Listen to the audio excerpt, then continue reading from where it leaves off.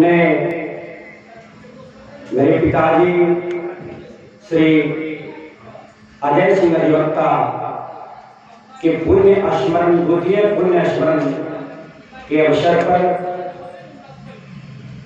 7 दिवसीय राम कथा के दूसरे दिन की कथा को प्रारंभ करने के पहले आइए हम लोग जो है 2 मिनट के लिए भगवान का नाम लें। और ऐसा मैंने कल आग्रह किया था कि आप कथा में आए हैं तो कथा में रहिए, अपने मोबाइल वगैरह अगर पास में तो बिल्कुल उसको स्विच ऑफ मोड में रखिए, जिससे आप कथा के प्रसंग में अपने आप को पहुंचा सकें। श्री राम जय जय राम, श्री राम जय जय राम, श्री राम जय जय राम, श्री राम जय जय राम, श्री राम जय जय राम।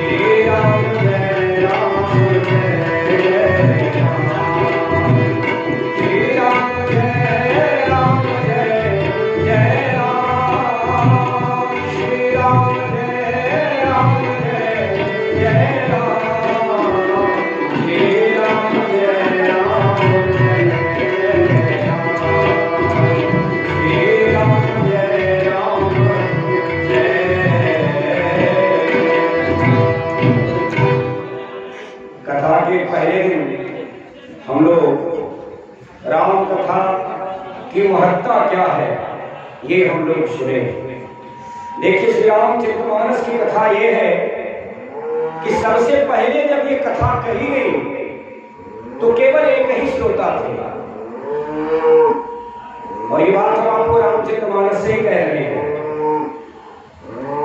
सती के रूप में शरीर त्याग करने के बाद जब माता पार्वती के रूप में शिवजी से मिलन हुआ, और एक दिन जब माता पार्वती ने शंकर जी को देखा कि आज महादेव प्रसन्न है, तो माता पार्वती ने शंकर जी से प्रश्न किया।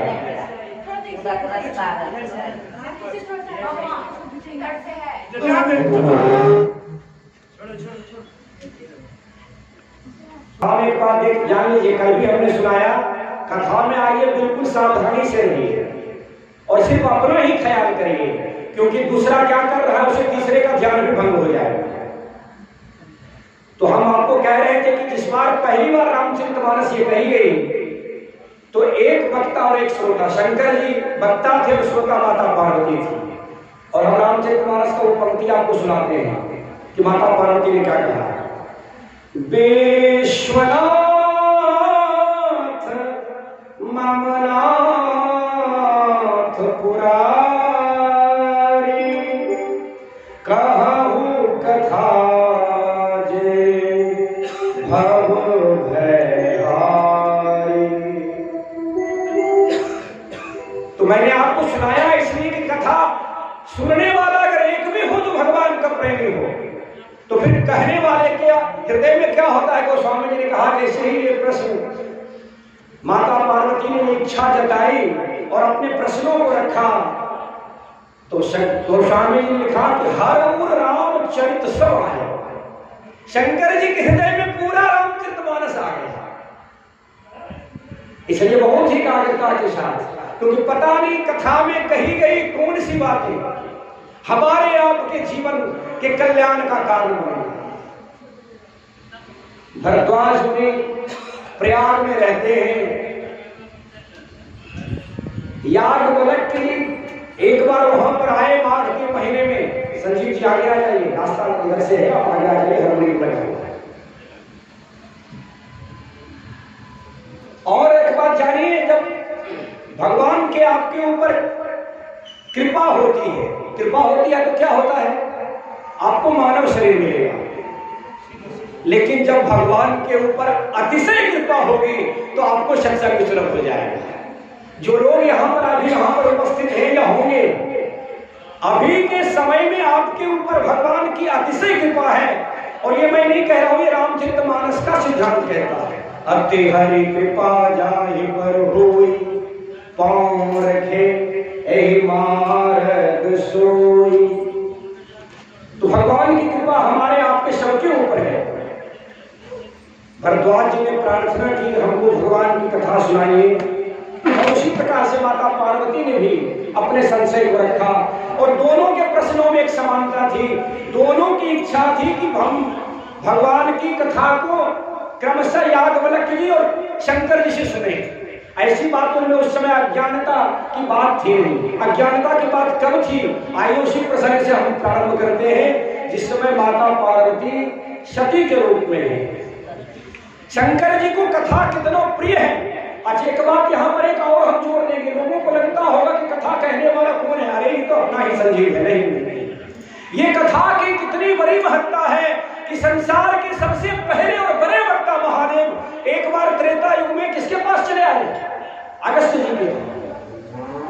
एक बार त्रेता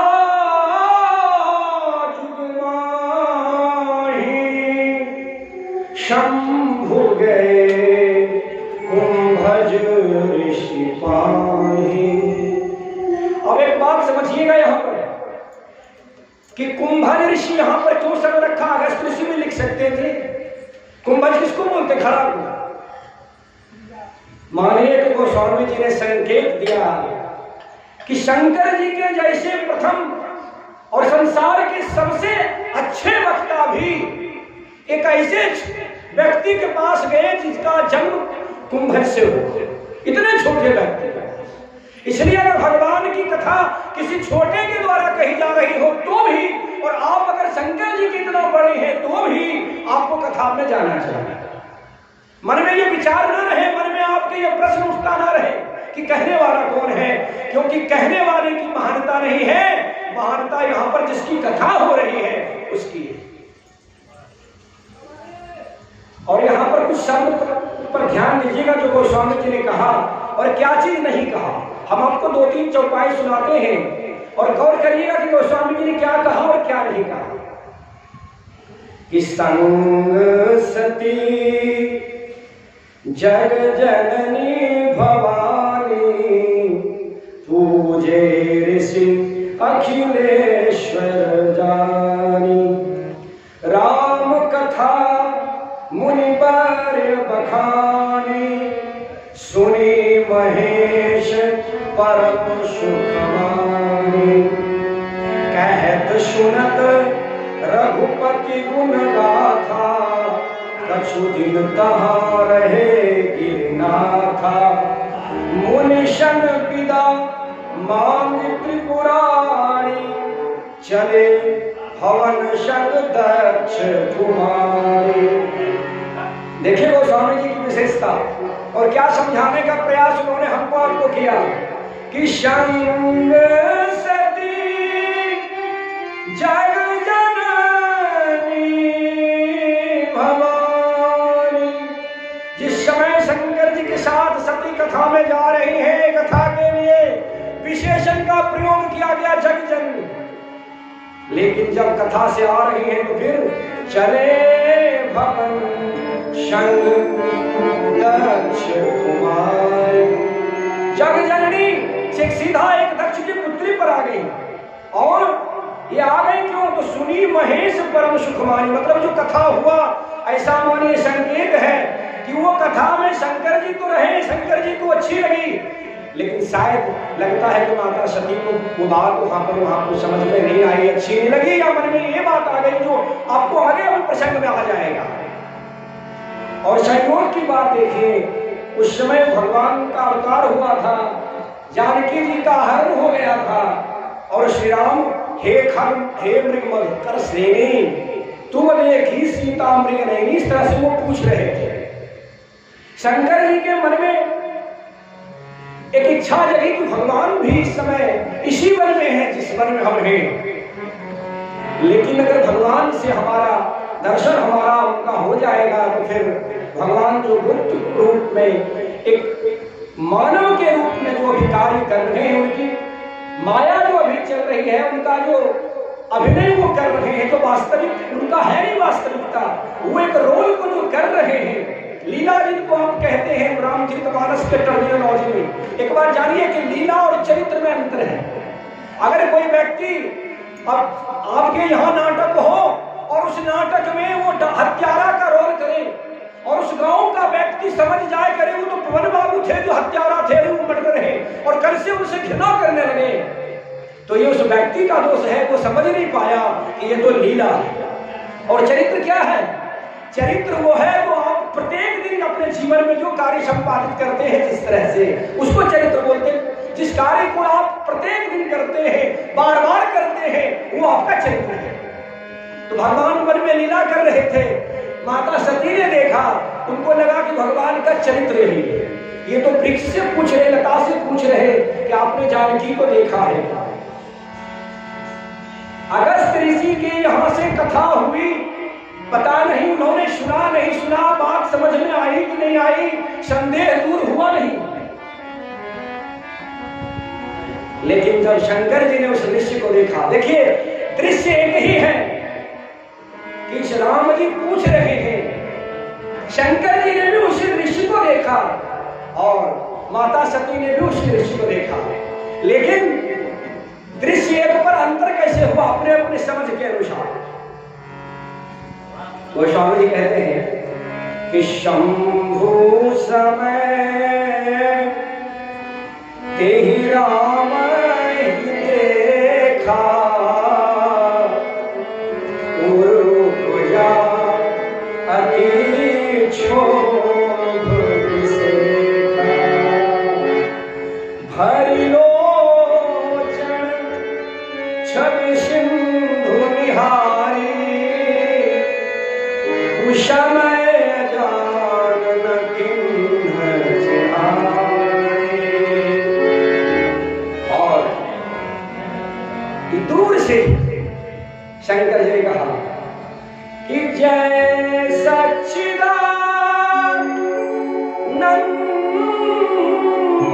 जग पावन। केवल दूर से प्रणाम करते श्री राम कि उस लीला को देखने के बाद शंकर जी ने कहा, जय हो सच्चिदानंद, जग को पवित्र करने वाले। अच्छी बात और समझ लीजिए, भगवान का अवतार धर्म की स्थापना के लिए होता है, भगवान का अवतार अपने भक्तों से मिलने के लिए होता है, लेकिन भगवान का अवतार इसलिए भी होता है कि भगवान जो लीला और चरित्र करते हैं अपने उस अवतार में, उसको गुणगान करके करोड़ों करोड़ों जीव तर जाते। नहीं तो फिर तुम जिस समझिए हम और आप तो भगवान के युग में आए नहीं, तो फिर हमारे आपके तरने का उपाय क्या है?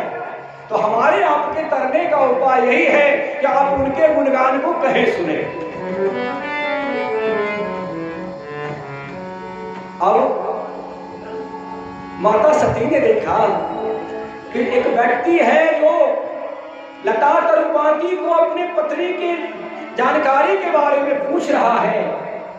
उसे महादेव जो कि जगत बंदे हैं, पूरा संसार इनको पूजता है, जगदीश है, उनको देखने के बाद इनके अंदर में एक विशेष प्रसन्नता है और इन्होंने उनको फिर सच्चिदानंद कहा। तो देखा उन्होंने आंख से ये कि अगला व्यक्ति अपने पत्नी के बारे में पूछ रहा है, और सुना माता सती ने ये कि शंकर जी उन्हें जगतबंद कह रहे हैं। जब आपके श्रवण और दर्शन में अंतर हो जाता है और आप राम कथा से दूर रहते हैं, तो ये दो बातें आपको भिन्न लगने लगती है। लेकिन भगवान के बारे में सामान्य परिस्थिति में अगर आपके श्रवण और दर्शन अलग अलग हैं तो चीजें अलग हो सकती हैं, लेकिन अगर भगवान के बारे में ऐसा है तो आपको भ्रम होना नहीं चाहिए। अगर आपको कथा से प्रेम है और आपने कथा सुना है तो। अब माता सती की स्थिति क्या हुई कि सती सो दशा शंभु की देखी, और उपजा संदेह विषेखी। क्या संदेह हुआ मन में कि शंकर जगत बंद जगदीशा, सुर नर मुनि सब नावत शीशा। अरे हमारे पतिदेव को, महादेव को, शंकर जी को तो देवता महात्मा संसार जगत बंद है, ये जगदीश है, पूजा करता रहता है, तो फिर इन्होंने ये काम क्यों किया? कौन सा काम? कि तीनों रिपुसुत ही किन्हु प्रणाम। और केवल प्रणाम नहीं किया मेरे महादेव ने, मेरे पतिदेव ने, उन्होंने उनको कह सच्चिदानंद परधाम, उनको सच्चिदानंद भी कहा। मन में प्रश्न उठने लगा, बहुत सारा प्रश्न उठा। ब्रह्म जो व्यापक बीरज अज कलनी आवे, शो की देह धरे हो नर जाहि न जानत भेद। एक संशय अगर हमारे आपके जीवन में होता है तो वो संशय दूर जब तक नहीं होता तो हमारे जीवन में शांति नहीं होती है। और यहाँ पर कितना संशय है समझिएगा। पहला संशय कि अगर ब्रह्म व्यापक है तो उन्होंने शरीर क्यों धर लिया? चलिए अगर शरीर विष्णु ने धर लिया तो वो तो सर्वज्ञ है, फिर वो क्या एक अग्नि की तरह अपने नारी को ढूंढते फिरेंगे? और फिर इससे भी ज्यादा जो उनके मन में संशय हुआ कि अगर शंकर जी ने, अगर हमारे पति ने उनको जगत बंद कहा है तो वो जगत बंद ही होंगे, क्योंकि शंकर झूठ बोलते नहीं। आइए उस पंक्ति को हम लोग सुने जो माता सती के मन में चल रहा है। शंभु गिरा, मतलब शंभु ने जो कहा, शंभु गिरा पुनि मृखा न होई। शंकर जी ने अगर उनको जगत बंद कह दिया तो ये बात झूठ तो न होगी, क्योंकि शिव सर्वज्ञ ज्ञान सब कोई, सब कुछ जानते हैं शंकर जी। शंकर जी ने समझ लिया कि इनके मन में संशय हो गया। अब परिस्थिति समझने का प्रयास करिए, अपने आप को वहां पहुंचाने का प्रयास करिए। मन में अगर किसी व्यक्ति को ये चल रहा हो कि शंकर जी ने जो कहा वो सत्य ही है, और मन में ये भी चल रहा हो कि मैंने जो देखा वो भी सत्य ही है, कि वो एक आदमी की तरह अपने नारी को ढूंढ रहे हैं, शंकर जी को कृपा आ गई। और शंकर जी, आपको मालूम है शंकर जी का नाम आशुतोष है। आशुतोष का मतलब क्या है? जो सबसे पहले प्रसन्न हो, कम समय जिनको लगे प्रसन्न होने में। शंकर जी ने देखी इस दशा को, शंकर जी ने कहना प्रारंभ किया, और गोस्वामी जी ने कहा कि माता सती ने अपने संशय को शंकर जी के समक्ष नहीं रखा, लेकिन शंकर जी ने स्थिति को जाना। गोस्वामी जी ने शब्द क्या दिया कि यद्यपि प्रगट न कहे भवानी, हर अंतर्यामी सब जानी। शंकर जी अंतर्यामी है, जान गए। इनको तो बहुत संशय का भंडार इनके मस्तिष्क में अभी हो गया है। शंकर जी ने कहना प्रारंभ किया कि देवी, जिनकी कथा अगस्त्य जी ने गाई थी, जिनकी कथा हम सुनने गए थे, वही हमारे वो प्रभु श्री राम थे। जिनका ध्यान महात्मा रखते हैं वही हमारे प्रभु श्री राम थे। वहां जिनको मैं हर क्षण अपने हृदय में देखता रहता हूं, वही प्रभु श्री राम थे वहां। लेकिन इतना कहने से अगर बीमारी बहुत तरह की हो जाए तो क्या एक दवाई देने से हो जाएगा? और वो भी संशय अगर हो जाए तो आपको थोड़ी देर कथा सुनाई जाएगी तो आप क्या समझ लेंगे?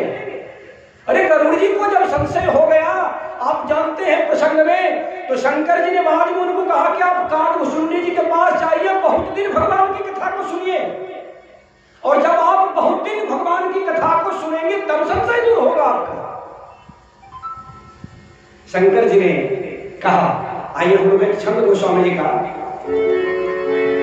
शंकर जी ने क्या कहा समझाने के लिए कि मुनि धीर जोगी सिद्ध संतत विमल मन जेहि ध्यावै। मुनि धीर जोगी सिद्ध संतत विमल मन जेहि ध्यावै। कहि निगम पुराण आगम जासु कीरति गावै।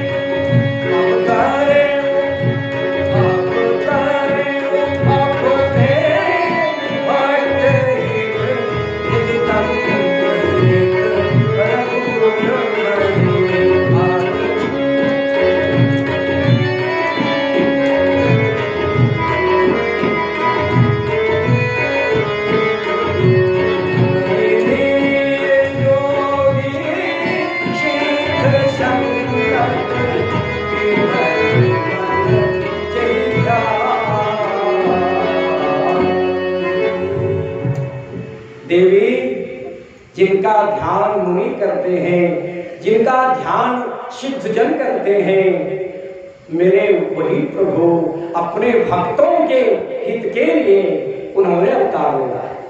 और गोस्वामी जी ने कहा, समझाया तो शंकर जी ने बहुत, लेकिन चूंकि संदेह इतना हो गया था कि बात समझ में आई नहीं।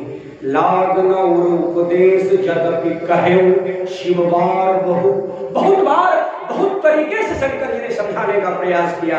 और तब जब शंकर जी के बहुत बार समझाने के बाद भी मन में संतुष्टि न मिली, तो शंकर जी ने मुस्कुरा करके कहा, बोले बिहसी महेश हरि माया बल जाऊं। शंकर जी ने सोचा कि आज और अभी के पहले मैं तो सती को जो कहता था तो बात समझ में आ जाती थी, आज क्या हो गया है जो इतना समझाने के बाद भी सती के मन में मेरी बात समझ में आ नहीं रही है। तो फिर शंकर जी ने अपने आप को संतोष किया ये कह के कि लगता है भगवान की कुछ माया है। अब शंकर जी को लगा अगर ऐसी बात है तो भ्रम के साथ जीवन तो अशांत है। तो फिर शंकर जी ने कहा कि एक काम करो देवी, जिस तरह से तुम्हारा भ्रम चला जाए, भ्रम की समाप्ति हो, तुम वो उपाय करके अपना भ्रम को समाप्त करो। और जब शंकर जी ने ऐसा कहा, माता सती वहां गई और शंकर जी ने यहां पर सोचा कि अगर मेरे कहने पर भी किसी को विश्वास न हो, शंकर जी जिनकी बात वेदवाणी है, अगर आपने शिव चालीसा पढ़ा होगा तो उसमें कहा जाता एक पंक्ति है, जिनकी मुख वेदवाणी, शंकर जी के द्वारा कहे गई बातों पर भी अगर आपको विश्वास नहीं हो रहा तो इसका मतलब है कि आपका कल्याण नहीं। गोस्वामी ने कहा कि यहाँ शंभु शमन अनुमाना, क्या अनुमान किया शंकर जी ने कि दक्ष श्रुता कह नहीं कल्याण। माता सती गई, जानकी जी का वेश उन्होंने बनाया। और यहां पर भी आप राम जी की कृपालुता को देखिए। राम जी इस बात को समझ गए कि माता सती के मन में क्या है कि हम क्या है, वो ये जानना चाहती है। वो ये जानना चाहती है कि हम जानते हैं कि नहीं जानते हैं, हम लोग पूछ रहे हैं। तो सीधा उन्होंने माता सती को पूछा कि आप यहाँ हैं तो शंकर जी कहाँ हैं। सोचिए, सती सीता के रूप में है तो सीता के रूप में कौन है उसको श्री राम ने पहचान लिया। कहने का मतलब है उन्होंने सती जी को ये बता दिया कि आपको जो ये लग रहा था ना कि मैं पूछ रहा हूँ हे खगमृग हे मधुकर श्रेणी, तुम देखी श्री ताम्रिक नहीं, तो हम तो चेहरे के अंदर के चेहरे को पहचानते हैं। और फिर कुछ और माया भगवान ने वहां पर दिखाई कि जिधर देखा उन्होंने श्री राम जानकी सहित लक्ष्मण जी सहित है ब्रह्मा विष्णु महेश उनकी स्तुति कर रहे हैं। और जब इस तरह की व्यापक माया को सती ने देखा तो सती डरी, आंख बंद कर लिया। और कुछ देर के बाद भगवान ने अपनी माया को समेटा। अब जो है सती जी को यह एहसास हुआ कि महादेव सही ही कह रहे थे।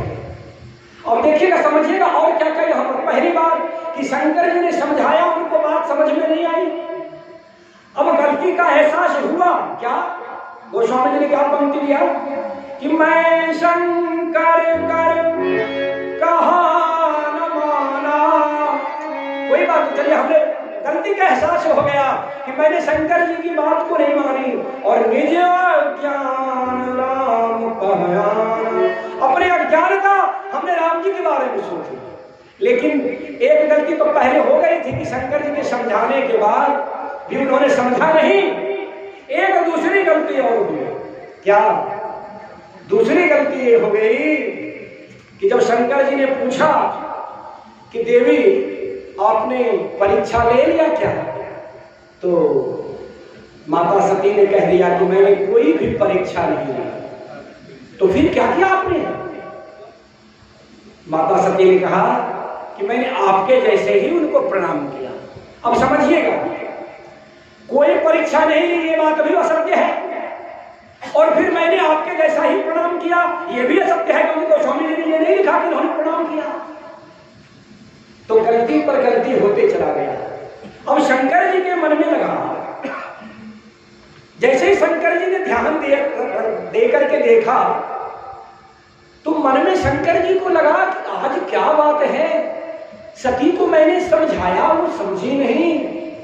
फिर उन्होंने परीक्षा ली, वो उस बात को भी हमसे झूठ कहा और फिर ये भी कहा कि मेरे जैसा ही उन्होंने प्रणाम किया।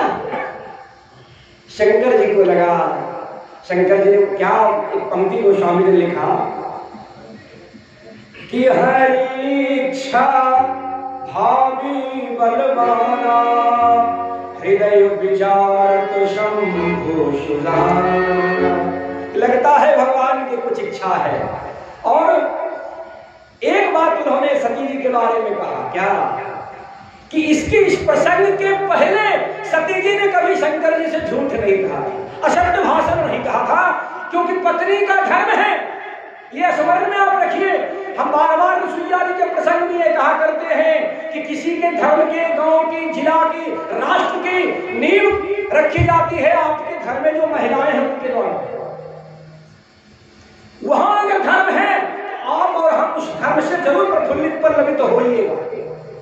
शंकर जी ने एक बात कह दी, लेकिन क्या कि बहुरी राम माया ही सिर नावा। हे प्रभु, हे श्री राम, आपकी माया धन्य है। क्यों कि प्रेर सती जही झूठ कहा।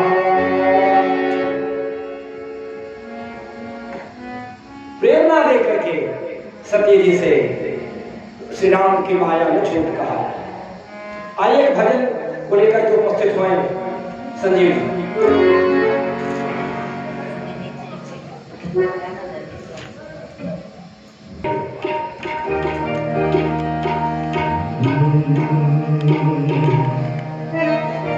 प्रभु की असीम अनुकंपा है कि राम कथा बड़े भाग्य से श्रवण करने को मिलती है। और इस धाम पर हम सब इतने भाग्यशाली हैं कि कथा का पुण्य, कथा का लाभ, कथा का अमृत का पान इस पृथ्वी पर ही है। देवलोक में भी ऐसी सुविधा नहीं है।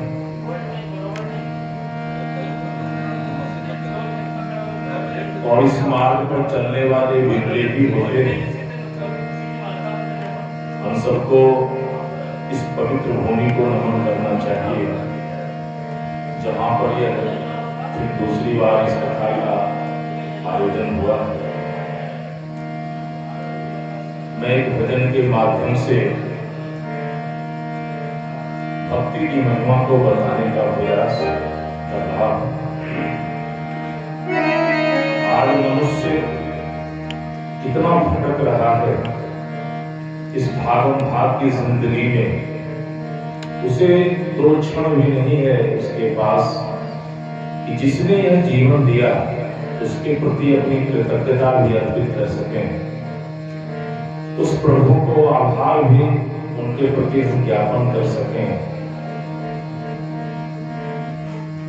सबसे पहले उस पुण्यात्मा को नमन करते हुए जिनकी द्वितीय पुण्यतिथि पर यह कथा का आयोजन हो रहा है, तो आज दूसरा दिन भी है।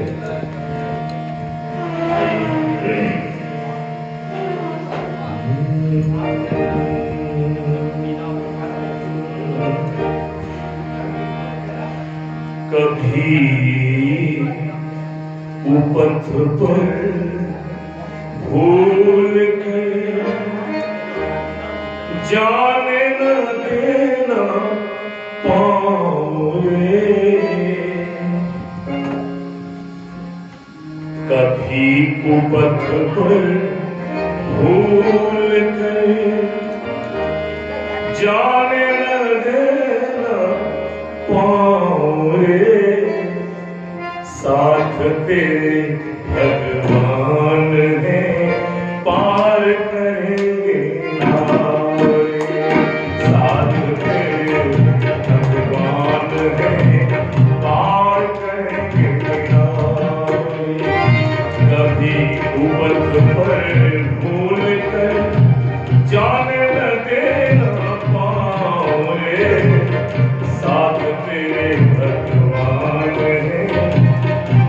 करेंगे किनारे, साथ तेरे भगवान है, पार करेंगे किनारे।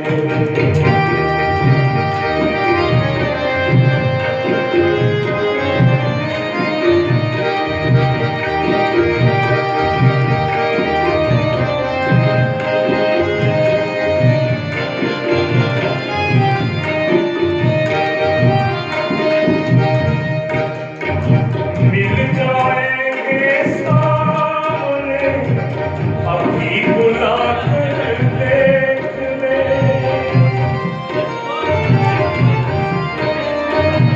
मिल जाएंगे सामने, अभी बुला कर देख ले। भक्त की रक्षा में सदा बन के रहे वो छावरे, साथ तेरे भगवान है, पार करेंगे किनारे, साथ तेरे भगवान है, पार करेंगे किनारे। कभी कुपथ पर भूल कर जाने न देना पाओ रे, साथ तेरे भगवान है, पार करेंगे किनारे, साथ तेरे भगवान है, पार करेंगे किनारे।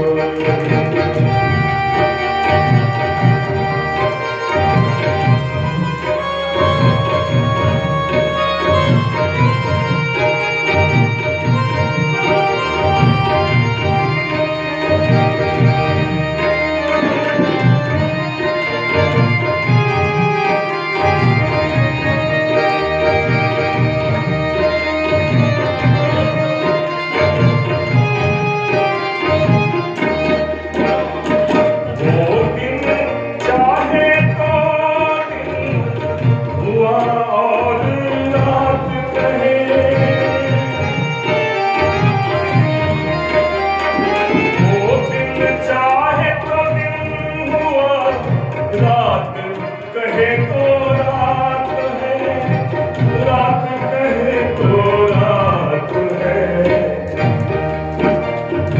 उनसे ही रोशन सदा चाहे शहरियारा रे, उनसे ही रोशन सदा चाहे शहरियारा रे, साथ तेरे भगवान है, पार करेंगे किनारे, साथ तेरे भगवान है, पार करेंगे किनारे।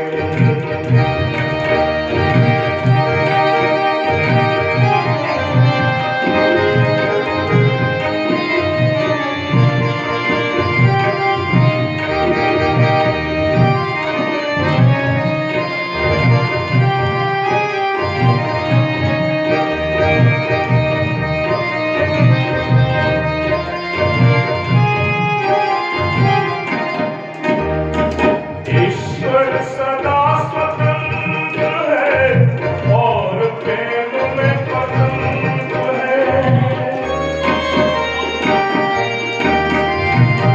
ईश्वर सदा स्वतंत्र है पर प्रेम में परतंत्र है।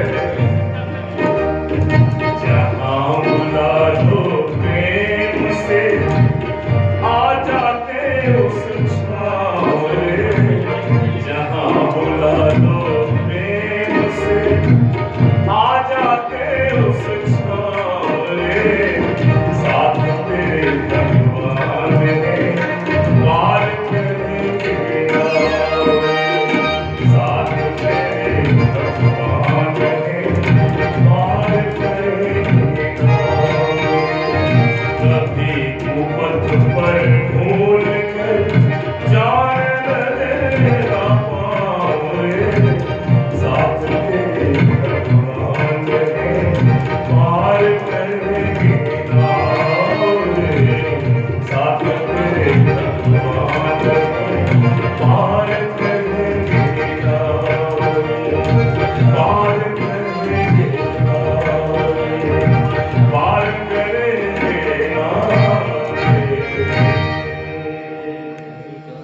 इस बात को ही अपने मन में आगे बढ़ाते हुए अगर हम ये आप समझते हैं कि भगवान का सानिध्य हमको है, तो सत्य बात यही है कि इसी विश्वास पर जीव जो है, जैसे मैंने कल उदाहरण दिया था कि मान लीजिए किसी छोटे से प्राणी को यहाँ से दिल्ली जाना हो और उस प्राणी को यहाँ से दिल्ली जाने वाले एरोप्लेन का आश्रय मिल जाए, तो फिर आसानी से वो यात्रा और सुरक्षित यात्रा उस प्राणी के लिए, उस जीव के लिए दिल्ली तक की संभव है।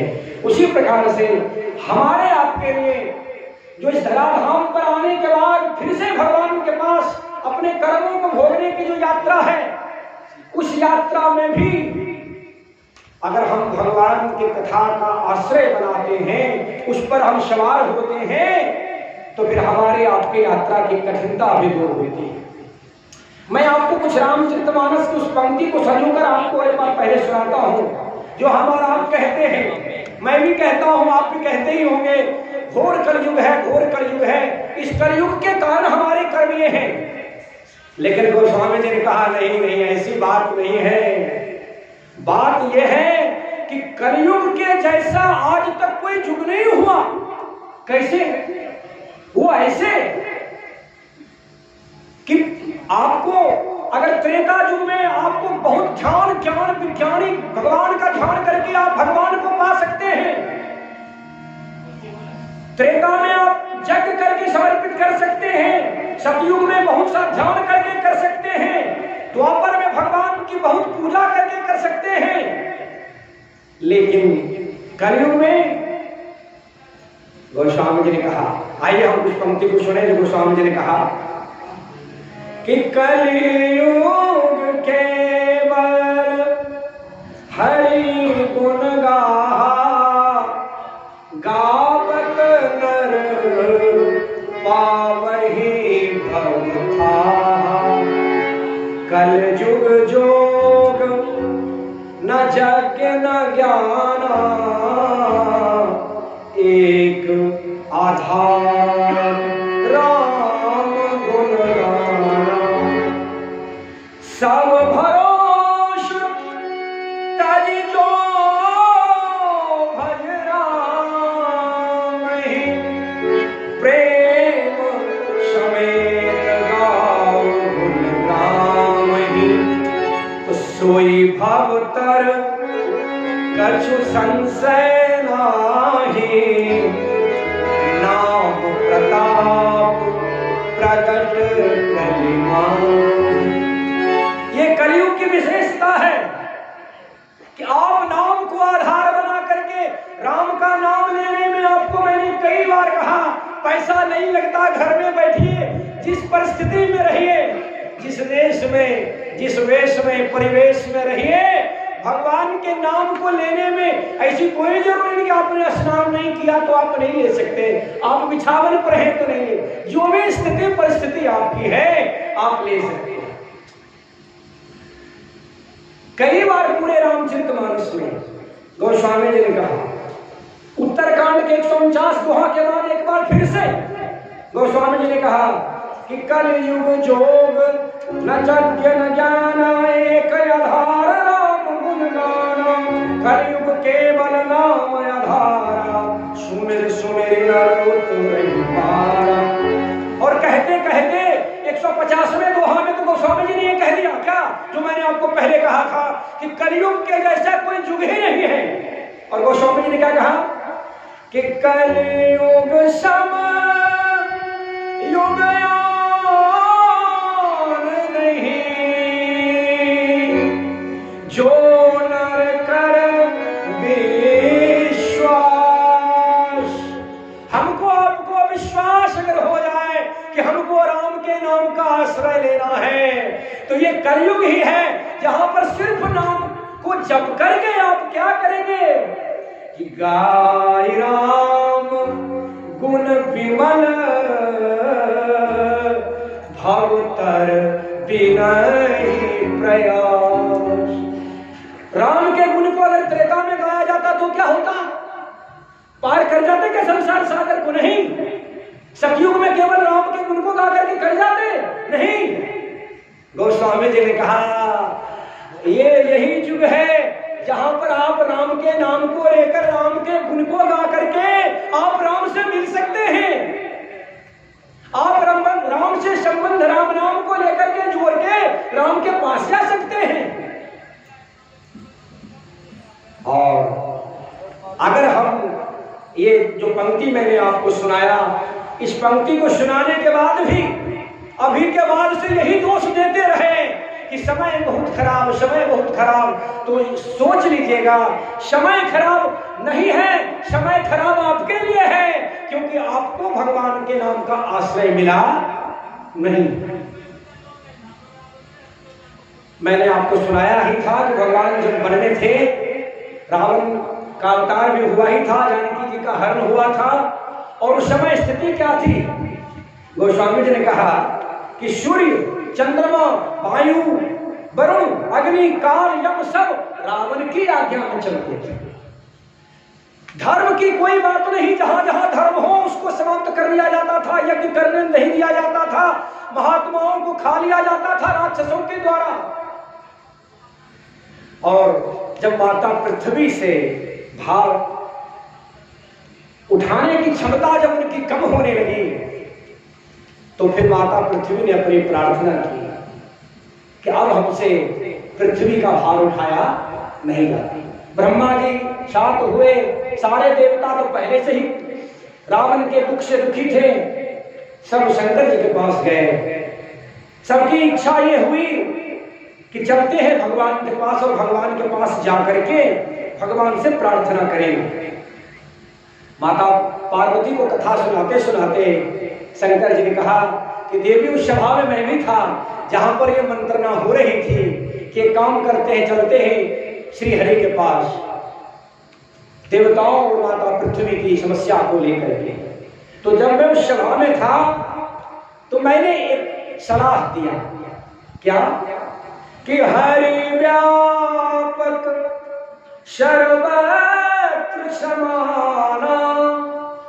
हे देवताओं, हे ब्रह्मदेव, हम और आप जो ये विचार कर रहे हैं कि हमको श्री हरि के लोक में चलना चाहिए, तो सच्चाई ये भी है कि हरि हर जगह व्यापक हैं, व्याप्त हैं, और हर जगह वो प्रकट हो सकते हैं, लेकिन वो प्रकटीकरण के लिए क्या चाहिए? भाव चाहिए। प्रेम ते प्रकट हो ही मैं जाना। अब सबने शंकर जी की ये बात को मानी और प्रार्थना की। जय जय सूर्यनारायण, वो पंक्ति निकाल करके संजय जी को दीजिए, जो सारे देवताओं ने प्रार्थना की। शंकर जी को बात को सुन करके कहते हैं, गोस्वामी जी ने कहा कि सुनि बिरंचि मन हरसतन, पुलक नयन महनीर, आस्तुति करत जोरिक सावधान धीर।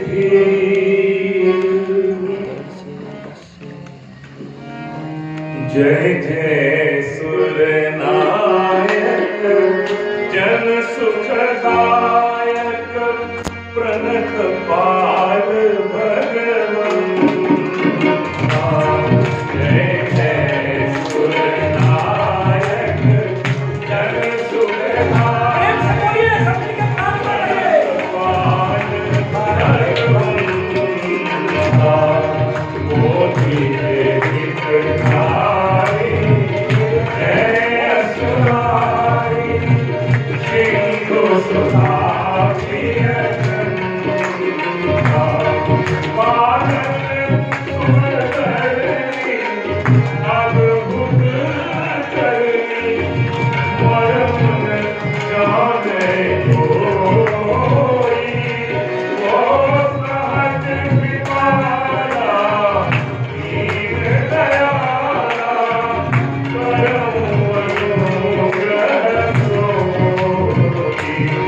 जय जय अविनाशी सब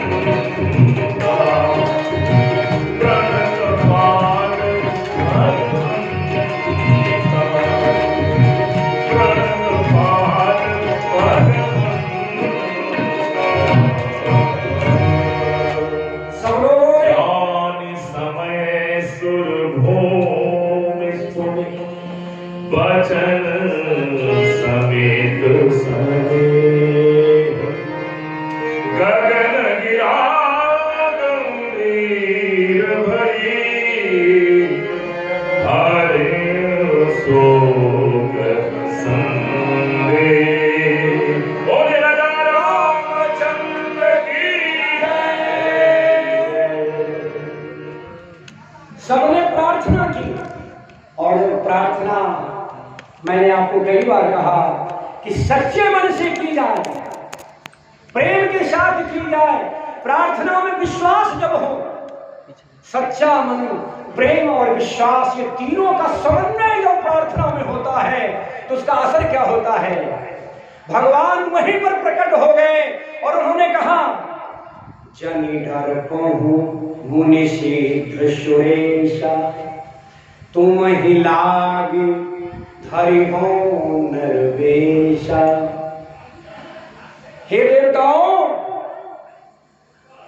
हे मुनिगण, अब आपका डर समाप्त होने का समय आ रहा है।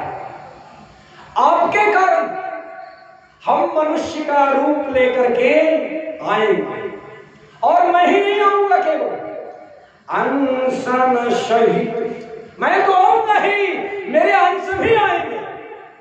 यही भगवान की कृपालुता है। प्रार्थना हो रही थी किसके लिए? कि भगवान अवतार लें, लेकिन भगवान का स्वभाव जो है, मैं बार बार ये कहा करता हूं, भगवान की कृपालुता का, कृपा करने का जो स्वभाव है, भगवान ने कहा कि हम तो आएंगे ही, हम अंश सहित आएंगे। और फिर कुछ पहले की बातों को बताया कि कश्यप और अदिति ने पहले से तपस्या किया है, उनको मैंने वरदान दे करके रखा है।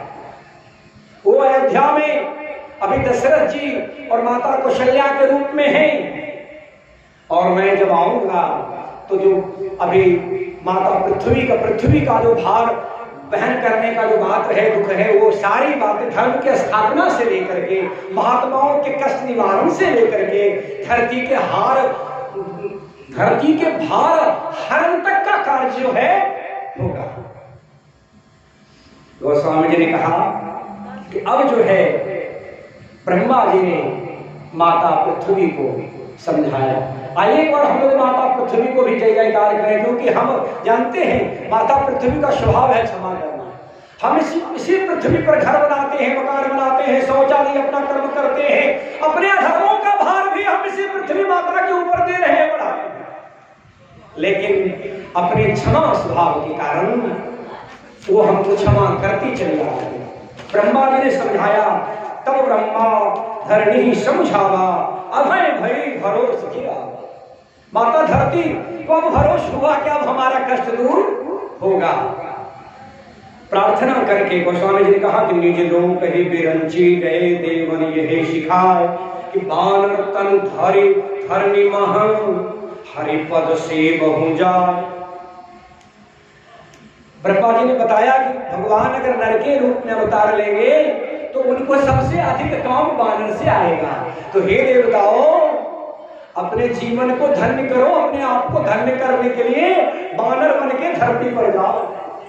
प्रार्थना करके सब लोग अपने अपने धाम पर गए और इधर भगवान माता कौशल्या के यहाँ प्रकट हुए।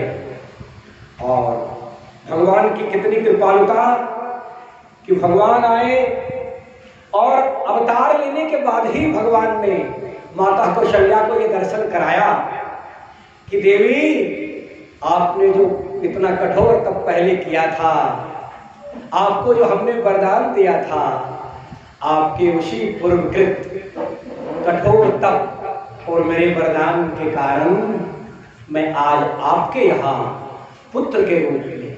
अब सोचिए भगवान की कैसी कृपालुता है कि जिस समय माता अदिति और कश्यप जी ने वरदान मांगा कि हमको आपके जैसा पुत्र चाहिए, तो भगवान ने सोचा कि मेरे जैसा तो कोई है ही नहीं, तो और कहां हम ढूंढने में जाए कि कौन है मेरे जैसा। तो भगवान ने सोचा कि हम ही इनके यहाँ पुत्र के रूप में आ जाए। गोस्वामी जी ने पूरे रामचरितमानस में बार बार हर बार ये कहा कि रे सठ मन ऐसे श्री राम जो कि कारण के बिना कृपा करते हैं। अगर वैसे श्री राम से भी तुमने संबंध न जोड़ा, उनसे भी प्रेम नहीं किया, उनका आश्रय नहीं लिया, तो फिर ये जन्म बेकार ही चला। आइए कुछ एक और भजन को लेकर के प्रस्तुत हो रहे हैं। सुनिए। भगवान का जन्मोत्सव हुआ है। भय प्रगट कृपाला दीन दयाला कौशल्या हितकारी। भय प्रगट कृपाला दीन दयाला कौशल्या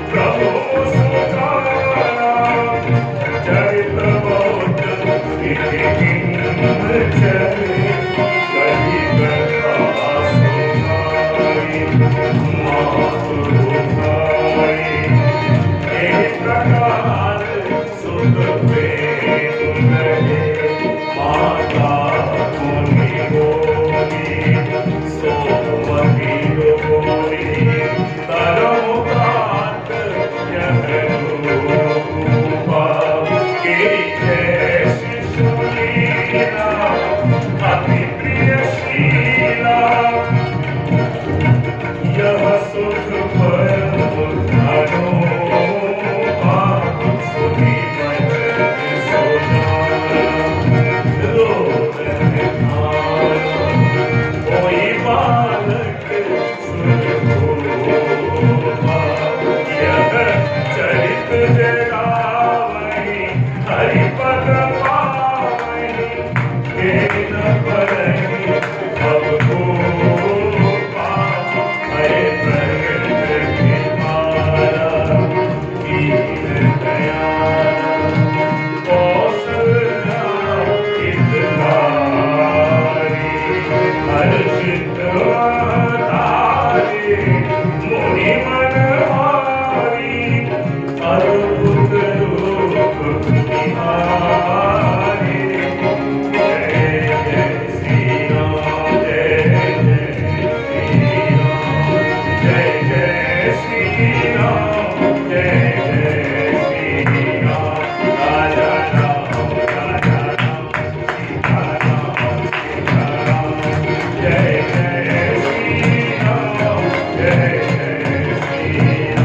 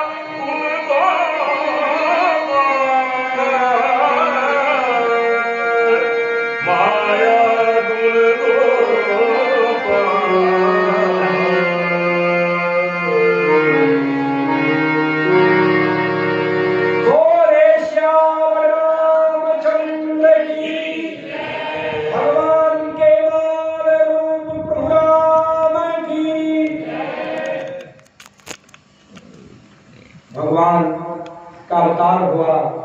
उन्होंने माता कौशल्या, दशरथ जी और अयोध्या के वासियों को अपने बाल लीला से बहुत ही आनंद दिया। भगवान की लीला को देख करके अयोध्या वासी बड़े आनंद में रहने लगे।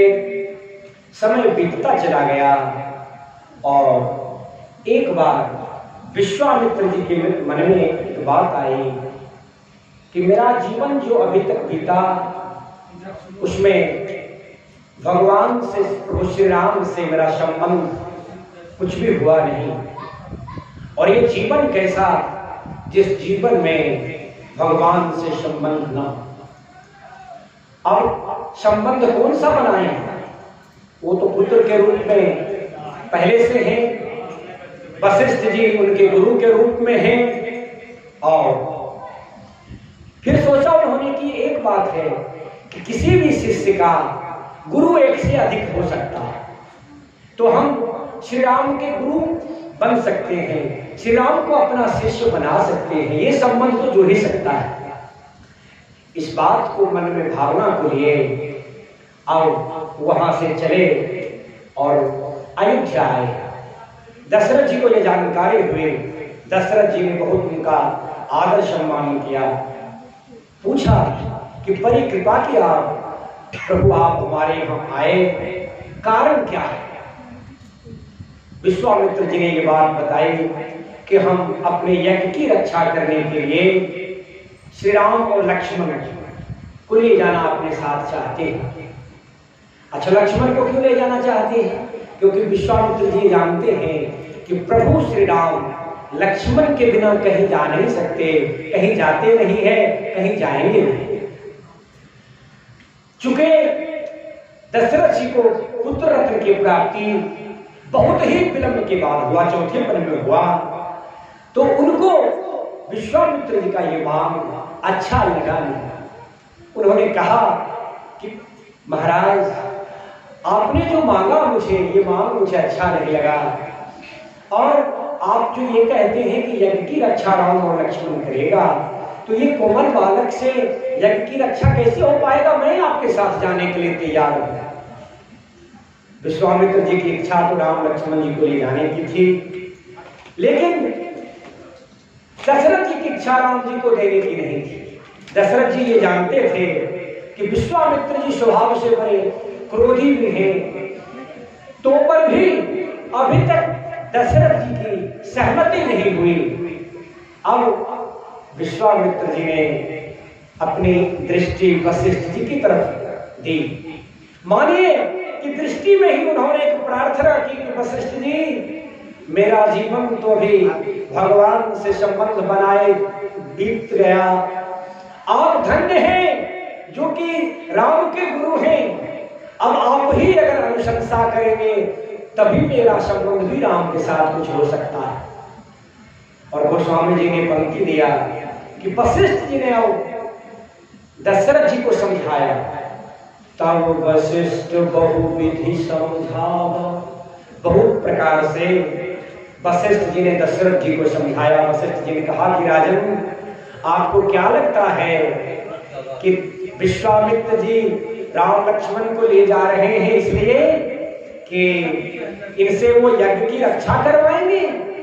और विश्वामित्र जी खुद इतने शस्त्र संपन्न हैं कि रक्षा कर सकते हैं। विश्वामित्र जी का कुछ और कारण है। आपके राम लक्ष्मण को जो ले जाना चाहते हैं, इसमें आपके राम लक्ष्मण का यश के साथ साथ कुछ कल्याण छिपा हुआ है। और संत लोग तो ये भी कहते हैं कि गोस्वामी जी ने जो ये बताया कि तब वशिष्ठ बहुविधि, तो संत लोग ये भी कहते हैं कि वशिष्ठ जी ने कहा कि महाराज, ज्योतिष विद्या के अनुसार ये बात समझ में आ रही है कि विश्वामित्र के जी के सहयोग से आपके यहाँ बहू आने वाली है। अब जब समझाया वशिष्ठ जी ने, तो दशरथ जी ने तुरंत श्री राम और लक्ष्मण को उनको सौंपा। राम और लक्ष्मण को कहा कि बेटा, आज से अभी से विश्वामित्र जी तुम्हारे माता पिता हैं, जैसी आज्ञा देंगे वैसा कार्य करना। अब देखिए भगवान की कृपालुता यहाँ पर भी। भगवान जब चले, जो अंतर्यामी हैं, सर्वसमर्थ हैं, वो जाने के क्रम में विश्वामित्र जी को बार बार पूछते, अच्छा गुरुदेव ये क्या है? वो बताते ये। फिर वो क्या है? फिर चढ़ने लगते, उधर जाने लगते। विश्वामित्र जी बोलते नहीं, उधर मत जाओ, उधर मत जाओ। भगवान ऐसा क्यों करते? क्योंकि भगवान चाहते थे कि जैसे किसी पिता के सामने उनका पुत्र कुछ इधर उधर भागने चला जाता है जिधर नहीं जाना चाहिए, तो पिता किस प्यार से रोकता है, वो पिता होने का भाव भी विश्वामित्र जी को मिले और हम कुछ ऐसा काम करें जिसमें पुत्र भाव उनको परिलक्षित हो। भगवान पहुंचे, वहां जाकर के उन्होंने यज्ञ की रक्षा की।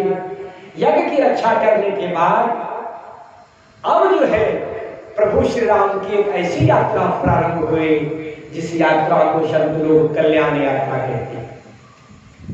विश्वामित्र जी के यज्ञ रक्षा करने के बाद जनकपुर से निमंत्रण आया। विश्वामित्र जी ने इच्छा जताई कि राम, जनकपुर से निमंत्रण आया है और मेरी इच्छा ये है कि तुम दोनों भी मेरे साथ चलो। राम जी लक्ष्मण जी साथ हो गए, चले। भगवान यात्रा में जनकपुर की तरफ बढ़े। बढ़ते बढ़ते बढ़ते भगवान आज उस जगह पर पहुंचे जिस जगह पर बरसों से श्रापित होकर के माता अहिल्या प्रभु श्री राम का प्रतीक्षा कर रही थी। वही माता अहिल्या जिनका प्रातः स्मरणीय में नाम है, मैंने पिछली बार आपको बताया था, पहला नाम है, प्रथम नाम प्रातः स्मरणीय नाम अहिल्या, द्रौपदी, तारा, कुंती, मंदोदरी, जिनके नाम को स्मरण करके आप अपने जन्मों के पाप का क्षय कर सकते हैं, वो माता अहिल्या भगवान की प्रतीक्षा में है। भगवान की यात्रा जब उनके आश्रम तक पहुंची तो भगवान को लगा कि अब कहीं हम आश्रम पार न कर जाएं, क्योंकि आश्रम अब पार करने ही वाले हैं। न लक्ष्मण कुछ कह रहा है, न हमारे गुरुदेव कुछ कह रहे हैं, ये तो पहली बात है। दूसरी बात ये कि जो नारी हमारी प्रतीक्षा कर रही है उसमें हमको स्पर्श करना होगा, मेरे स्पर्श से उसका कल्याण होगा। तो फिर हमारे कुल की तो परंपरा है किसी पर स्त्री को देखने की भी नहीं, तो हम स्पर्श कैसे करेंगे। भगवान के मन में ये भाव आया है, लेकिन उधर से कुछ कहा नहीं जा रहा। भगवान को लगा कि लगता है अब हमको ही कहना पड़ेगा। आश्रम को देखा, कैसा आश्रम, एक ऐसा आश्रम जहां अहिल्या माता को छोड़ करके खग मृग सारे चले गए, घास फूस किसी तरह का कोई फल वृक्ष कुछ भी नहीं, कुछ भी वहां नहीं है। लेकिन राम जी का सिद्धांत यह है, जिसको पूरा संसार त्याग दे राम उसको त्याग नहीं सकते। हमने कल ही सुनाया, हमने शिव मंदिर में भी एक प्रसंग आपको सुनाया था। भगवान कृपा करने का बहाना ढूंढते हैं। आपके पास भगवान की कृपा पाने का 5 दिन और बहाना है। श्री रामचरितमानस कथा में समय से आइए, घर के सारे कार्य आप उस हिसाब से करिए। ये घर के कार्य 5 दिन के बाद भी होते रहेंगे, लेकिन ये राम कथा आपको 5 दिन के बाद मिलने वाला नहीं। गृह कार्य नाना जंजाला है, लेकिन अपने उस नाना जंजाल को इस प्रकार से करिए कि आप राम की कथा में उपस्थित होकर के आनंद लीजिए। भगवान की कथा को श्रवण जब आप कराएंगे, भगवान का गुणगान जब आपके श्रवणामृत से हृदय में जाएगा, तो जो गंदगी यहाँ पर है उसकी सफाई होगी। और बार बार जब आप सुनेंगे तो वह इतना स्वच्छ हो जाएगा कि भगवान का दर्शन जो है हृदय में होता है। यही रामचरितमानस है जिसमें संत महात्माओं को भगवान के दर्शन हृदय में हुए कि नहीं हुए, बताइए आप लोग। रामचरितमानस, अमरेश जी, संजीव पाठक जी, अनिल जी, सर्वंग मुनि को कहां पर भगवान का है दर्शन हुआ, बताइए मुझे। हृदय में। तो अभी कलयुग है, हमने सुनाया ही था आपको, भगवान की कथा में आप आई। अब भगवान ने जब देखा तो भगवान ने ही पूछ दिया, और इसीलिए भगवान को कहा जाता है अकारण करुणा करने वाले, कृपा करने वाले। अच्छा, एक बात और समझिएगा, यहाँ पर यही एक कारण नहीं है, यहाँ पर एक कारण और है कि भगवान की जो यात्रा जनकपुर के तरफ हुई है, तो जनकपुर के जो पंडित हैं उनके माता की भी ये प्रतीक्षा है।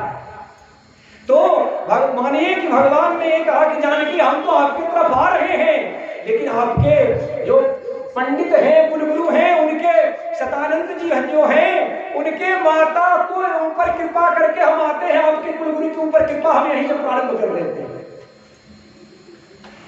और गोस्वामी जी की विशेषता देखिए कि माता अहिल्या के पूरे प्रसंग में उन्होंने 2 पंक्ति लिखा।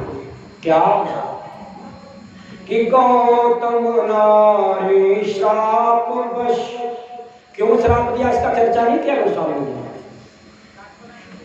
इसका मतलब क्या है?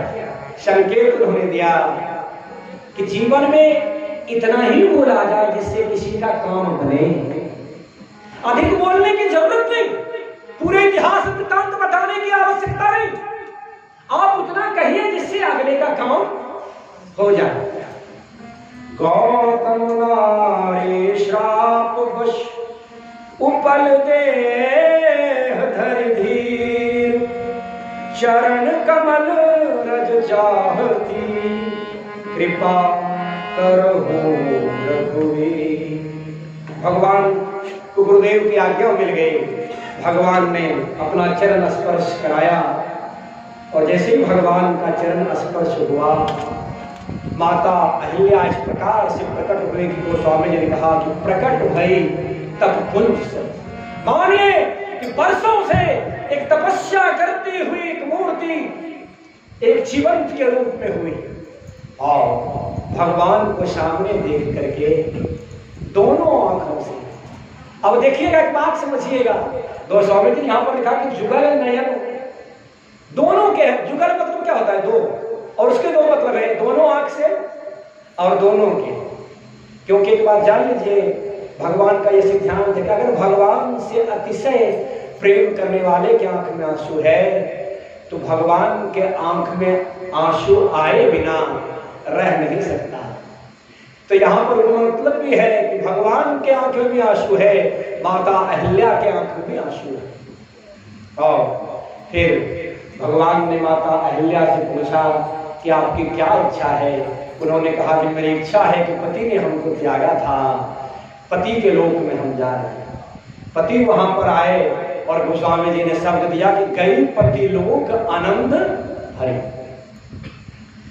स्तुति उन्होंने भगवान से की, माता अहिल्या ने भगवान की स्तुति की और उसमें एक पंक्ति जो उन्होंने कही, वही पंक्ति हमारे आपके लिए, खास करके महिलाओं के लिए है। उन्होंने कहा कि मुनि श्राप जुदिन्हा अति फल किन्हा परम अनुग्रह मैं माना। उन्होंने जैसे ही शरीर मिला तो कोरिया ने पुत्रा नहीं बोले, उन्होंने कहा कि हमको अगर हमारे पति ने श्राप न दिया होता तो आज उनका दर्शन हमको मिला नहीं मिलता, जिनका दर्शन शंकर जी सदैव अपने हृदय में करते रहते। आज हमको उनका दर्शन नहीं मिलता जिन्होंने अपने सर के ऊपर में धरती को उठा के रखा है। आज हमको उनका दर्शन नहीं मिलता जो महामुनि हैं। महामुनि भगवान और भगवान के भक्त, ये तीनों का दर्शन जो अभी आज हमको मिला है, ये हमारे पति के श्राप के कारण है। अरे वो श्राप तो आज हमारे लिए अनुग्रह हो गया है। अपने पति के लोक में गए, यात्रा भगवान की ओर रही, जनकपुर के नजदीक पहुंचे। जनक जी को जानकारी मिली, एक बागीचा में भगवान विश्वामित्र जी और लक्ष्मण जी के साथ विश्राम कर रहे थे। जनक जी आए, अपने भवन में ले गए, वहां पर विश्राम के लिए उनको व्यवस्था की गई। वहां पर धनुष यज्ञ की व्यवस्था थी। धनुष यज्ञ में जैसा हम और आप जानते हैं कि जो इस शिव के धनुष को तोड़ेगा उसके साथ हम अपने पुत्री का विवाह करेंगे। बड़े बड़े वीर वहां पर आए थे। कुछ वीर ऐसे थे जिन्होंने प्रयास नहीं किया, कुछ ऐसे थे जिनको ये मालूम नहीं था कि जानकी कौन है, उन्होंने अपना असफल प्रयास किया। जब सारे लोगों ने प्रयास कर लिया, क्योंकि भगवान ये दिखाना चाहते थे कि ऐसा ना लगे कि अगर मान लीजिए प्रारंभ में ही उस धनुष को भगवान के द्वारा तोड़ दिया जाता तो फिर वीर ये भी कह सकते थे अरे उन्होंने तोड़ दिया, तोड़ तो हम भी सकते थे। सबको अवसर मिला और सबको अवसर मिलने के बाद एक ऐसा अवसर मिला कि गोस्वामी जी ने कहा कि भूप सहस दश एक ही बारा लगे उठावन टरे नटारा। पहले तो एकल प्रयास हुए और फिर ऐसे संयुक्त प्रयास हुए कि 10,000 वीर जो है एक बार उठाने का प्रयास किया। 10,000 वीर से भी जब नहीं उठा तो अब उस पिता का धैर्य समाप्त होने चला, जिस पिता ने ये प्रण कर लिया। क्योंकि सभा में वीर जैसा दिखता हुआ कोई ऐसा व्यक्ति नहीं अब रहा जो उस धनुष को तोड़ सकता था, जो देखने में वीर हो। क्योंकि राम जी तो बालक और बहुत ही कोमल दिखने वाले थे। अब जनक जी ने कह दिया कि हे वीर, सभा में बैठे हुए आप लोग अपने अपने घर को जाएं। लगता है कि मैंने जो शपथ ली थी वो शपथ हमको लेना नहीं चाहिए था, क्योंकि ऐसा वीर अब धरती पर नहीं है, वीर विहीन ये धरती हो गया। लक्ष्मण जी के सामने जब ये बात कही गई कि ये धरती वीर विहीन हो गया, तो लक्ष्मण जी ने भी अनुशासन का ध्यान रखा नहीं। पूरे रामचरितमानस में जहां पर भी श्री राम की प्रभुता को, प्रभुत्व को ऐसा लगने लगा लक्ष्मण जी को कुछ कम हो रहा है, लक्ष्मण जी ने फिर अनुशासन का ध्यान नहीं रखा। चाहे वो अयोध्या में बढ़ जाने की बात हो, चाहे ये जनकपुर में धनुष यज्ञ की बात हो, चाहे भरत जी के समाचार को सुनने की बात हो कि सेना को लेकर के आ रहे हैं, आज्ञा की प्रतीक्षा उन्होंने नहीं की, चाहे उनको लोग अनुशासन ही नहीं क्यों न कह रहे। लक्ष्मण जी ने कहा कि जनक जी ने इस सभा में जो ऐसी बात कही है, आपके इस सभा में रघुकुल के मणि श्री राम बैठे हैं और उनके रहते आपने ये कह दिया कि धरती पर वीर नहीं है, तो मैं आपको कहता हूं कि अगर मुझे श्री राम की आज्ञा मिले तो मैं इस धनुष को क्या, इस पृथ्वी को एक गेंद की तरह उठा सकता हूं। बहुत सारी बातें लक्ष्मण जी ने कही। राम जी ने संकेत किया, लक्ष्मण जी शांत हुए और अब सुसमय को देख करके विश्वामित्र जी की आज्ञा हुई कि राम जनक के दुख को मिटाओ। देखिए ये भी एक बोलने की कला।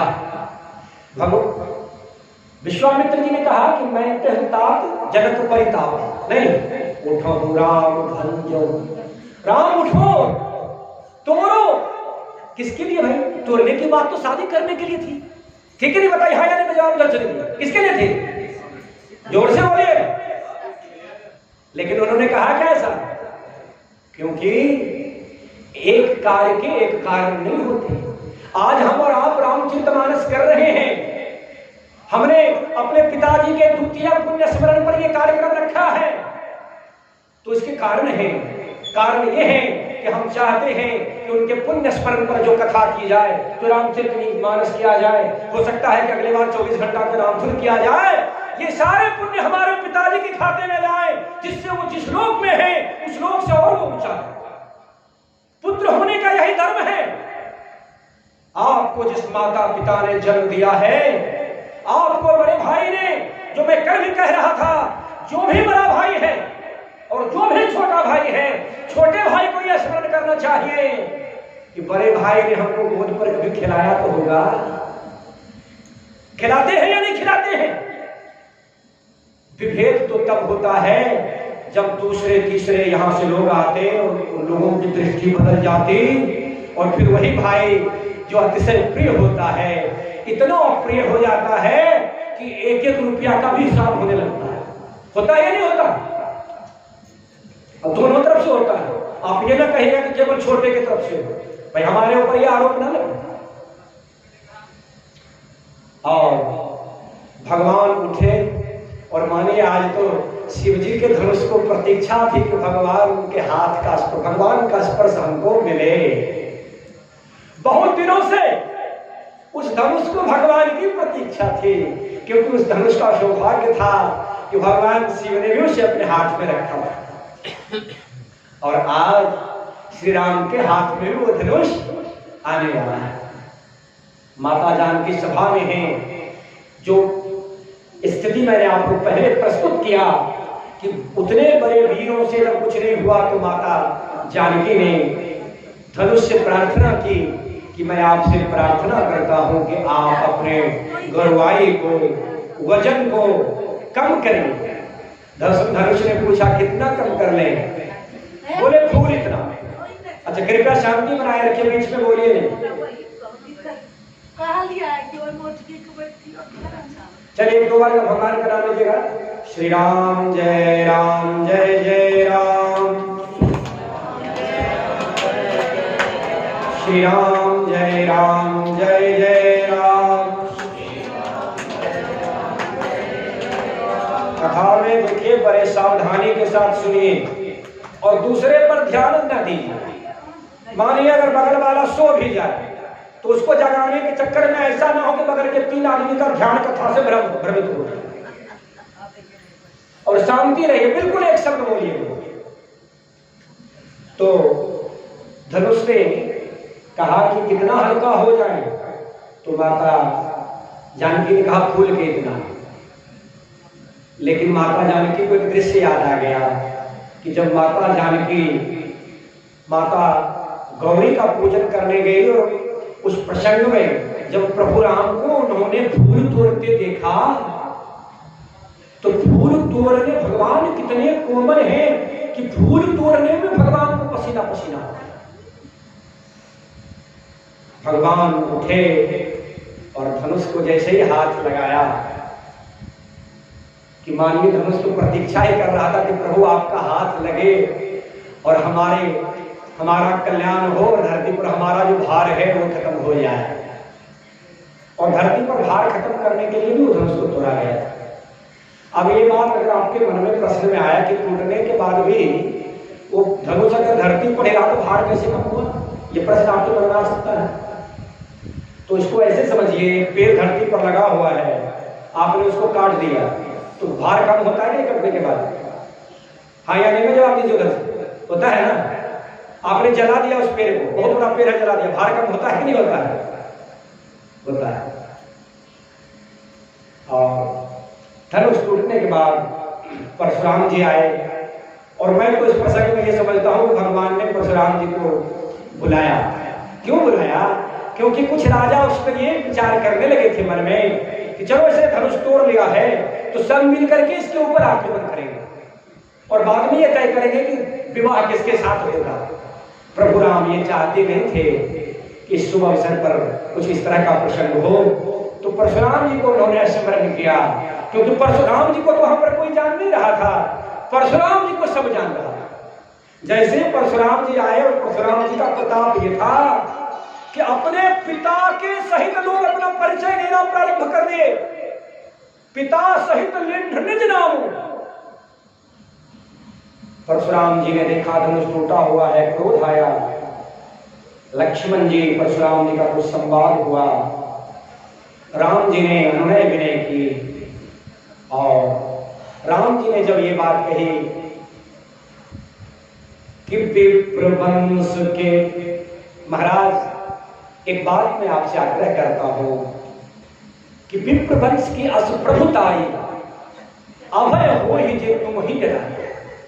महाराज आपसे जो डरता है वो अभय हो जाता है।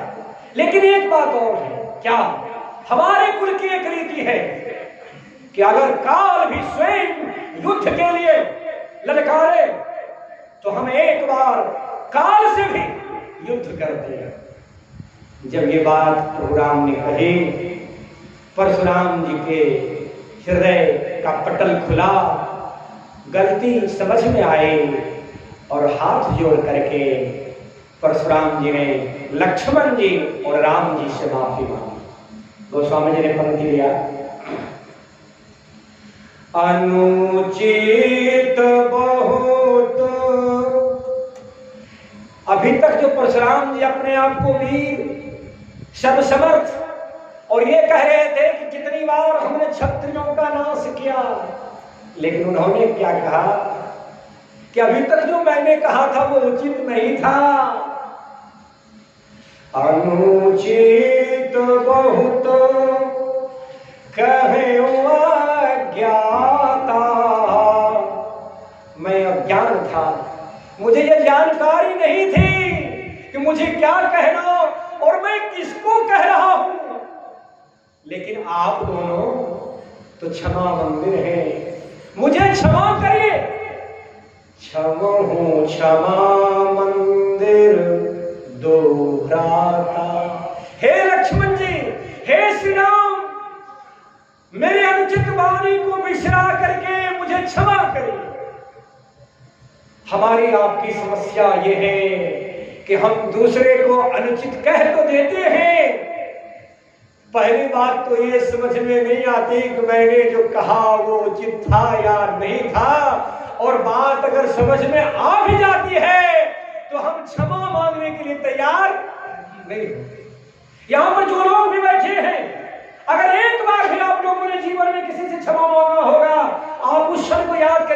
कितना शीतलता, कितना हल्कापन अपने आप को लगता है जब आपको लगता है कि आपने किसी से क्षमा मांग करके अपने गलती को कुछ कम किया है, आपने किसी से क्षमा मांग करके किसी को रोष को, किसी के दुख को कम किया है। भगवान का वहां पर जो है माल्यार्पण हुआ, खबर अयोध्या आई, यहां से बारात सजी और ये धरती पर एक ऐसी बारात थी जो बारात दुल्हे के बगैर से, दुल्हा पहले से ससुराल में थे और वहां पर भगवान गए। फिर ये निर्णय हुआ कि चारों भाइयों का विवाह हो जाए, ये निर्णय वहीं जाकर के हुआ। चारों भाइयों का विवाह हुआ, बहुत दिन तक वहां रहे। जानकी जी को विदा किया गया, विदा करके अयोध्या में आए और गोस्वामी जी ने कहा कि जब राम जी विवाह करके आए, आज हम लोग प्रसंग को यहीं पर विश्राम देंगे आनंद पर, क्योंकि आज दूसरा दिन है और हमारी इच्छा है कि भरत चरित्र जो कि हमारे आपके जीवन के लिए बड़ा ही महत्वपूर्ण चरित्र है, एक ऐसा चरित्र जिन्होंने, गोस्वामी जी ने कहा कि अगर भरत जी का जन्म न हुआ होता तो मेरे जैसे शठ को हट करके प्रभु राम के सन्मुख कौन करता, ये गोस्वामी जी ने कहा।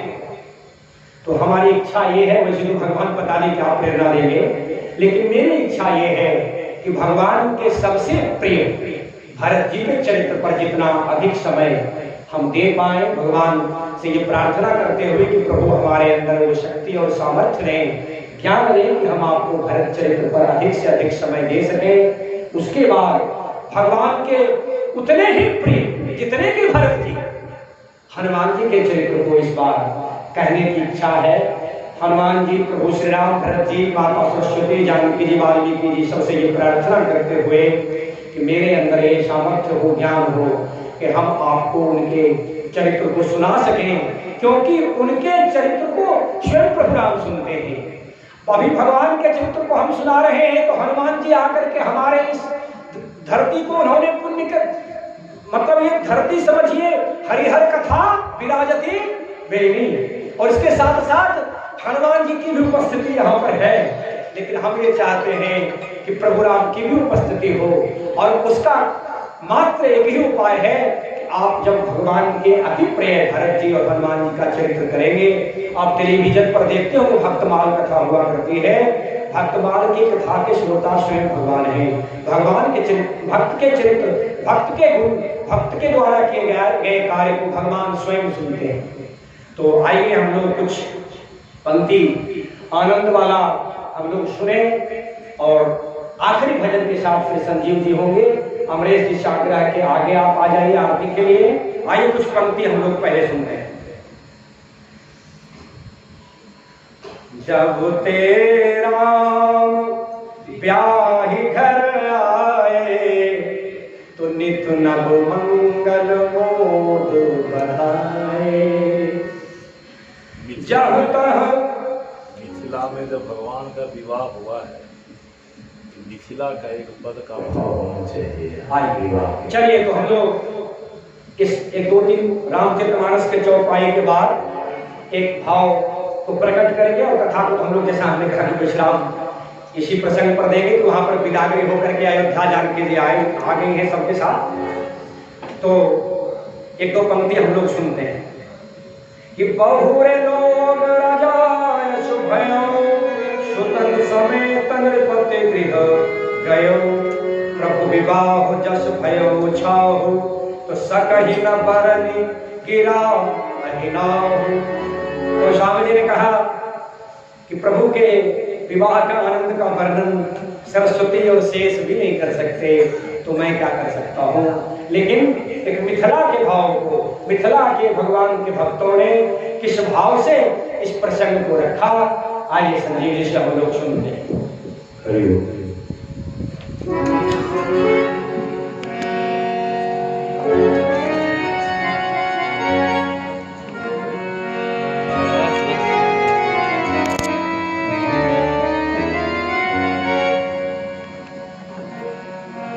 मिथिलानियों का जो भाव है भगवान के प्रति कितना सुंदर है। एक शब्द को हम सुनते हैं बड़ा ही आनंद आएगा।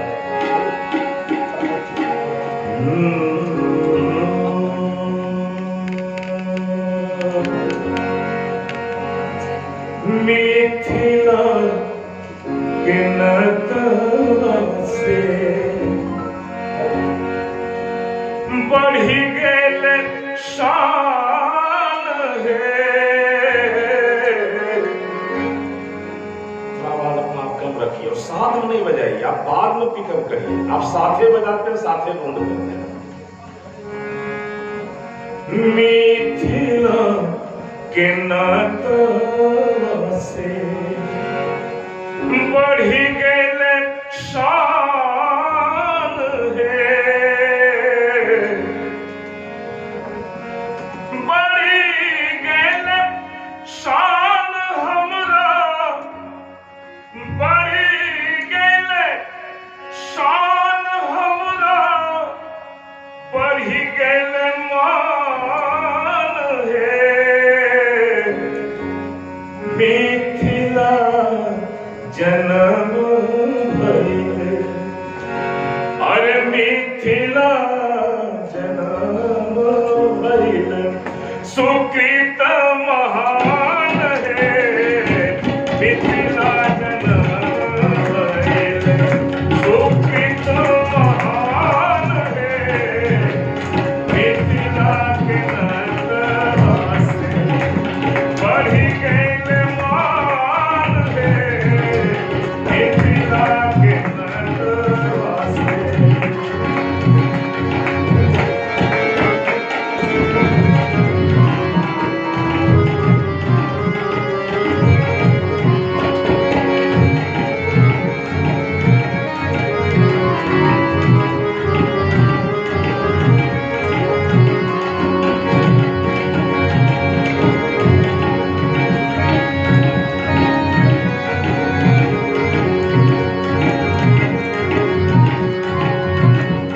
मिथिलानियों का कितना सुंदर भाव है कि भगवान वहां धनुष्मान लेकर गए हैं, लेकिन वो कहती क्या है?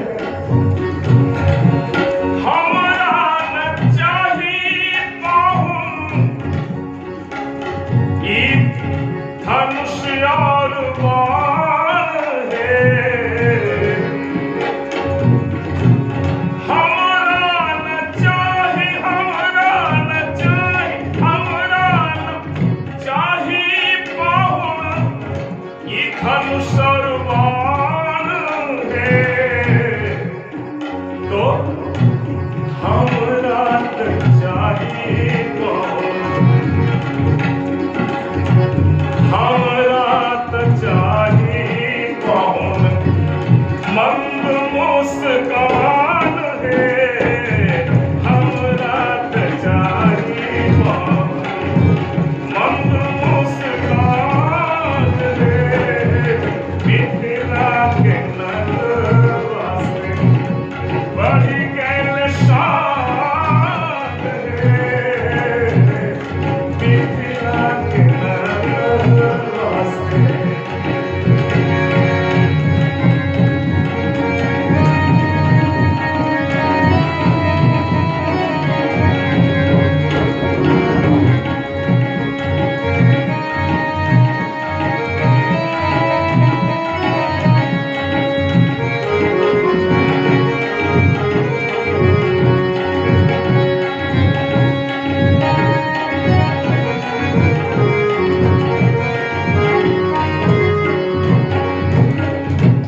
और क्या कहती हैं? हमरा न चाहिए दुल्हा,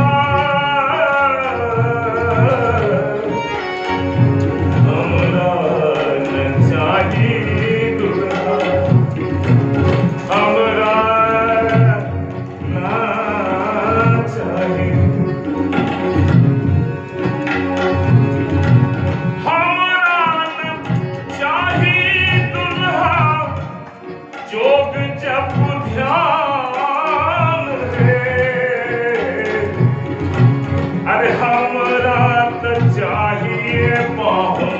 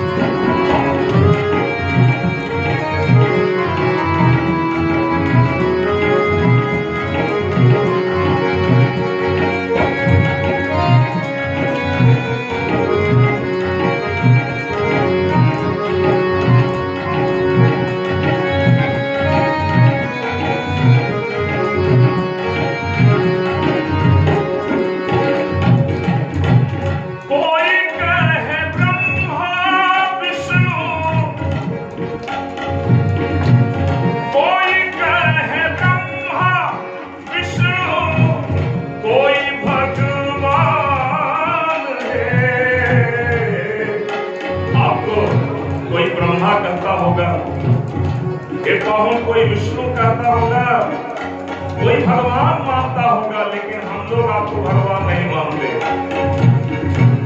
हर कोई कहे ब्रह्मा विष्णु, कोई भगवान है। पावन हम सब, पावन हम सब, आहा संग मेहमान है। ये पावन हम सब, आहा संग मेहमान है। मिथिला जन्म भइल सुकृत महान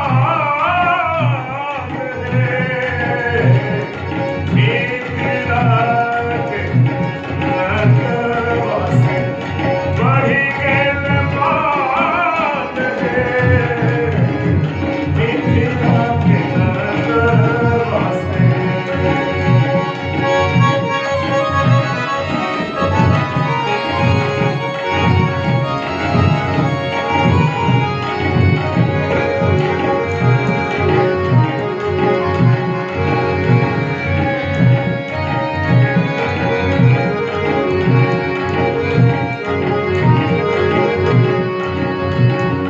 और आगे बहुत सुंदर पंक्ति सखियां कहती हैं,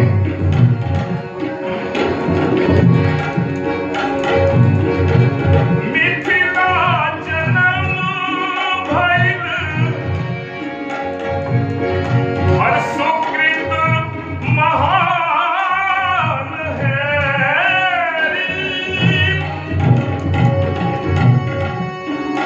मिथिला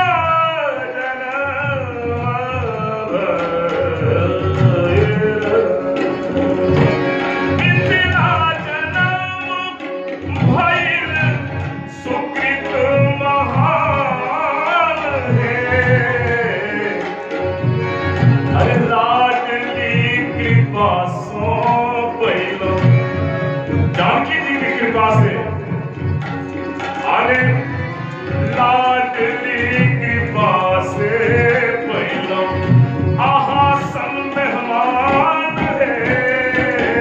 लाडली कृपा से पैलो, आहा संग मेहमान है।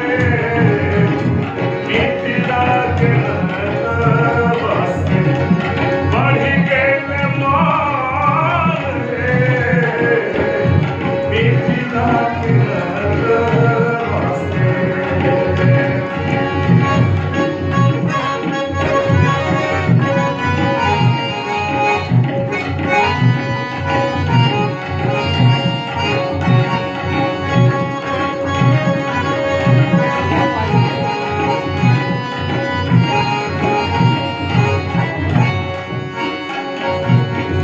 विश्वम्भर छथिन पाहुन, जानत जहान है। आपको विश्वम्भर है, ये सारा संसार जानता है प्रभु। विश्वम्भर छथिन पाहुन, जानत जहान है।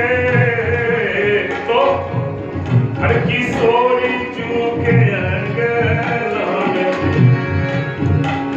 अरे सिया चूके अंगना में, उठे छठिन धान है।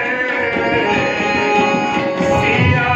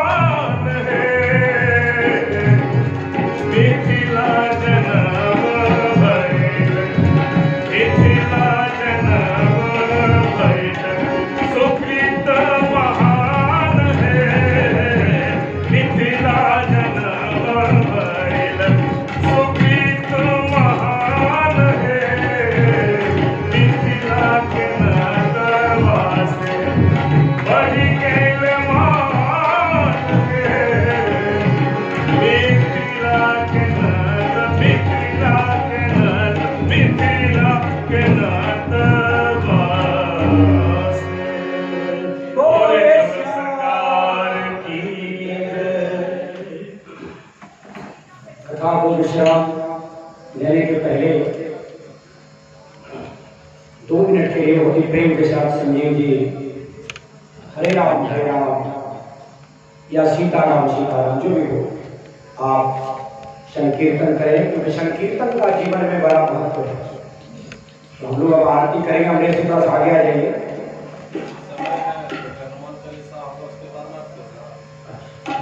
तो आइए हम लोग संकीर्तन जो है 2 मिनट करें और तब गुरु हनुमान चालीसा करके विश्राम लें।